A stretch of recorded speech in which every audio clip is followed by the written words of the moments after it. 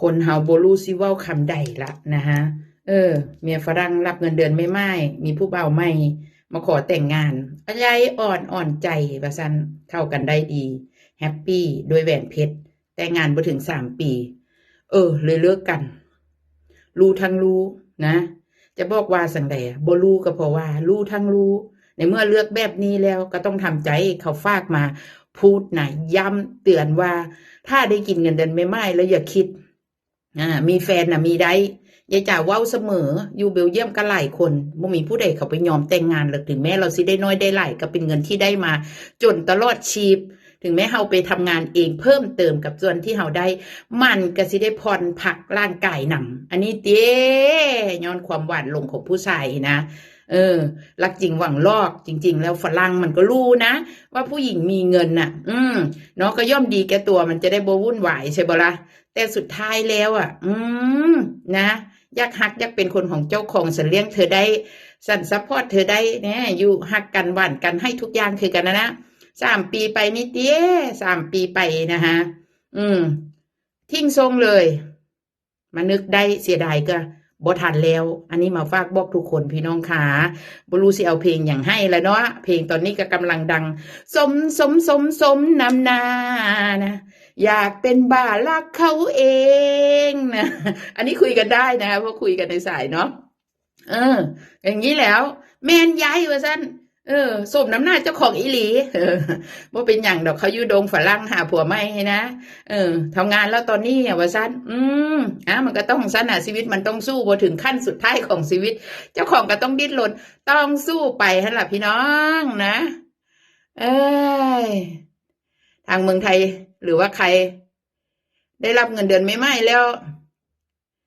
ก็อย่าสู่หาทำนะได้เท่าไหร่ก็ให้รักษาไว้ให้มันมากองจนล้นก้นให้ตีราคาอายุเฮาอีกจากปีเพราะมันกินยาวจนตลอดชีพกลัวสิได้ก็แลกมาด้วยชีวิตผัวพี่น้องเอ้ยอย่าสู่หาทำนะ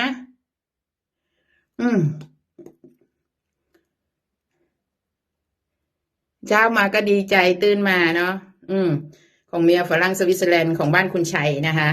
73,000ได้หลายคักเนาะแล้วก็ได้เงินย้อนอันนี้ก็คือข้อฝากคนอยู่เมืองไทยบางทีผัวตุย3-4 ปี5 ปีแล้วยังไม่ทันได้เดินเรื่องก็ลองมาคุยมาเคลียร์เสียเงินเช็คดูเดินเรื่องย้อนได้นะเขาจะจ่ายย้อนให้เด้ออันเนี้ยบอกไว้เห็นหลายคนแล้วนะคะดีใจนำกับหลายๆคนที่คุณชัยช่วยเหลือคนในเมืองไทยที่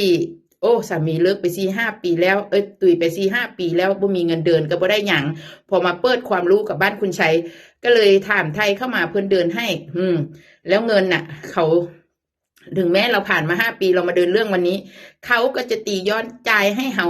ตั้งแต่เริ่มเอกสารทรงผัวตุยหุ่นน่ะอันนี้ฝากไว้เป็นความรู้นะคะทุกคน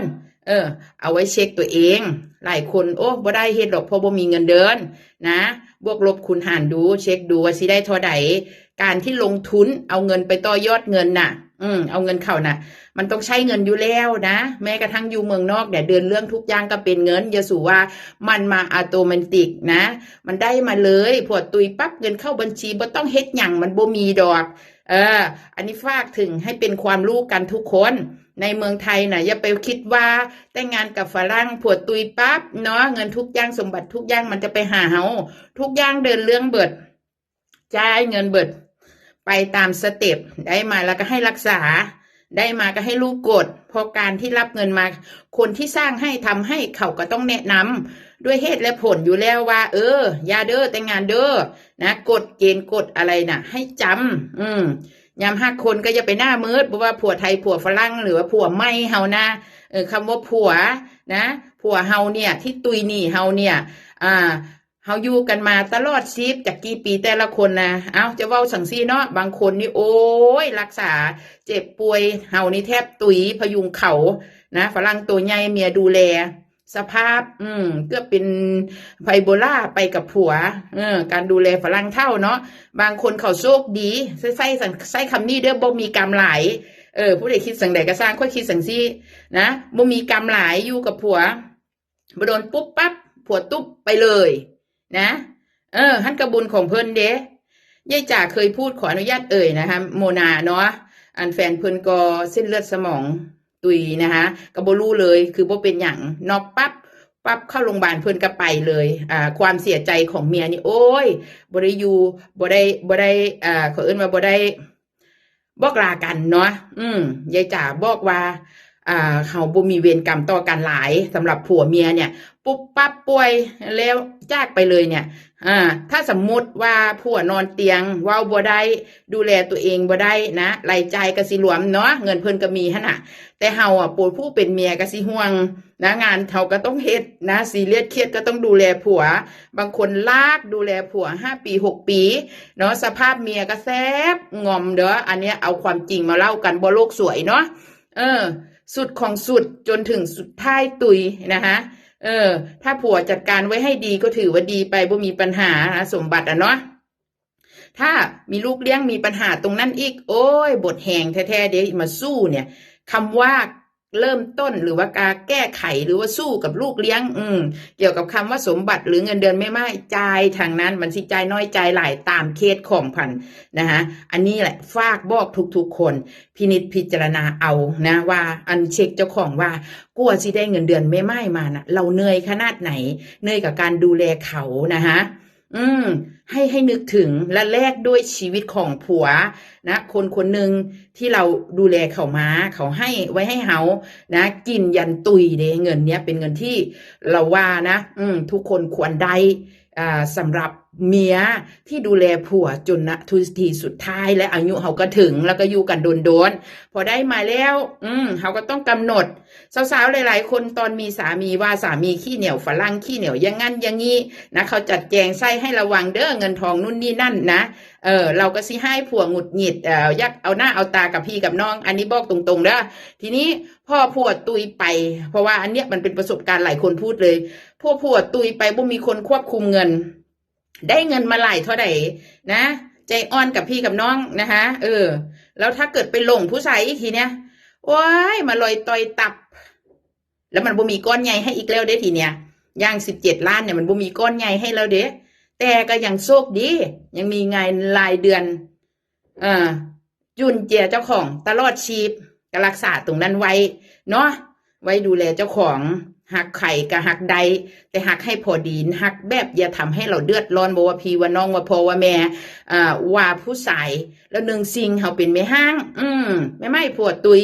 กินเงินเดือนแม่ไม้นะเท่าแล้ว50 บวกแล้วเนี่ยสำหรับการว่าเฮาสิหาคู่เข้ามาถ้าหาคู่ที่จริงใจแล้วมาเดินคู่กันนะเสริมเติมให้กับเฮาบ่สร้างปัญหาให้กับเฮาหรือบ่มาลีดเฮาก็โอเคนะมันเว้าบ่ได้ดอกว่าเท่าปานนั้นยังสิเอาผัวตีบางทีเหงาขึ้นมาลูกเต้าเขาก็ใหญ่มีครอบครัวเขานะเขาก็ไปของเขาเฮาก็เหงาเนาะเฮาก็ต้องพินิจพิจารณาแต่อย่าเอาเงินที่เฮามีนะไปซื้อความรักโดยเด็ดขาดจุนเจียกินก็โอเคอยู่นะพอสุดท้ายแล้วเงินซื้อความรักมันอยู่ได้บ่โดนความเสียใจมันก็ตกอยู่ที่เฮาเขาเดินมาหาเฮาย้อนคำว่าเงินให้ถอยหลังทันทีเพราะเฮาสิมีเงินซื้อได้โดนปันใดแต่ถ้าเขาเดินมา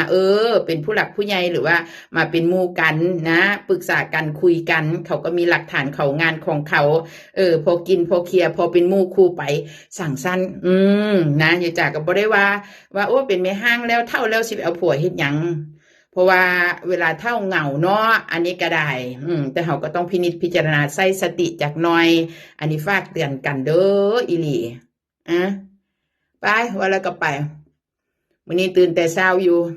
แต่ว่าขี้ค้านนอนอยู่บนที่นอนหากกระลุกมาอาบน้ำโลดยังไม่ได้ลงล่างเลยนะคะลิปสติกทาประจำของยายเมเบลีนติดทนนานผสม2 สีกระจี๊ดแบบนี้แหละค่ะพี่น้องค่ะไป